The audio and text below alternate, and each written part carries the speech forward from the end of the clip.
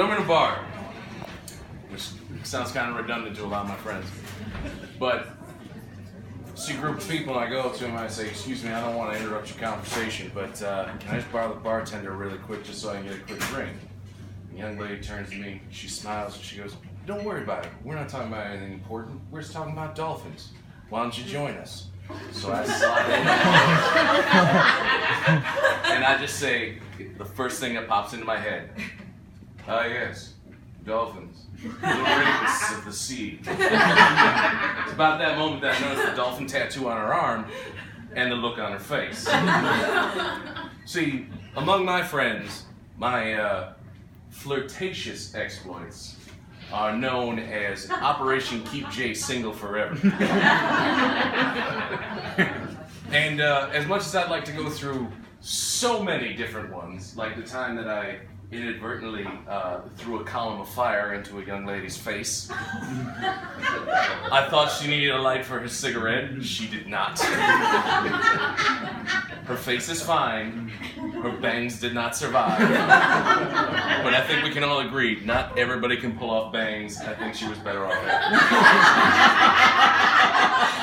it. But one of my personal favorites, perhaps one of my top 5 in these situations, is back in college, about senior year, a friend of ours, she said that a group of people that she knew were coming up from Illinois State University, and they wanted to just party for the weekend. Now, that is not a guarantee that anybody's going to get laid, but it sounds like a great probability. So, we were all excited, and we went to the party, and we were hanging out, and everybody's having a great time. Except for myself to a certain degree, because of the fact that, I don't know, there's a certain artifice that starts to enter into a situation when people are intentionally like, this is my one goal this evening. Conversation is no longer natural. Everybody's trying to drive towards a certain goal. They're trying to bring up topics of conversation and make them look good. They try to cut off people in order to make themselves look better, and everything becomes a one-upmanship. You're trying to casually just tell a story about the fact that you got arrested one time, and your buddy has to bring up the fact that he's never been arrested. Like that makes him look better. Seriously, what would you rather do? Would you rather go on a date with a guy who, like, shit could get weird and you could die? The cops are gonna arrest him. They've arrested him before. This guy got away with shit. That means that justice is not gonna get served. At least that's my logic. So we're sitting around, and there's also the fact that it just started to feel weird because the fact is there's about 4 women that are single at this situation, and there's like 12 guys. So it's turning into one of these sort of just grotesque like just dick flashing, like, come on, like, what's gonna happen? I want something to go down. And so I'm sort of pulling myself back from everything and just trying to relax, just trying to have a good evening.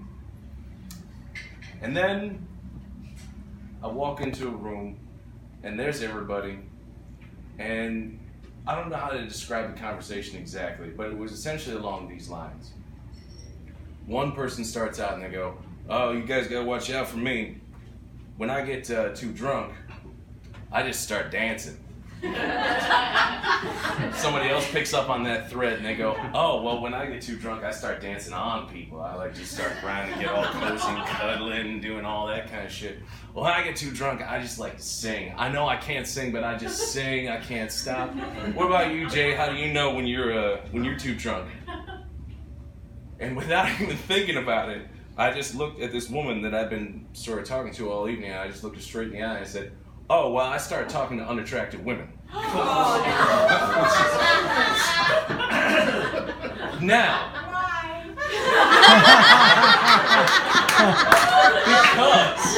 because I thought that she was going to pick up on my implication, which was simply, clearly I'm not too drunk because I'm talking to an attractive person.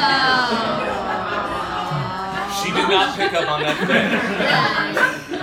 And not only stormed out of the room, but took all of her friends with her, and the magnetic fury of their displeasure dragged all the women into the kitchen, where they proceeded to discuss how much of an asshole I was. And essentially what happened was that I ended up cock-blocking the entire evening.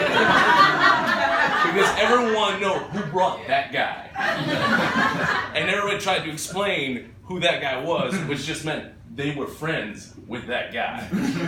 And I'm kind of weirdly proud of that, because that evening, I stopped 12 guys from having any chance of getting laid. I'm proud of that.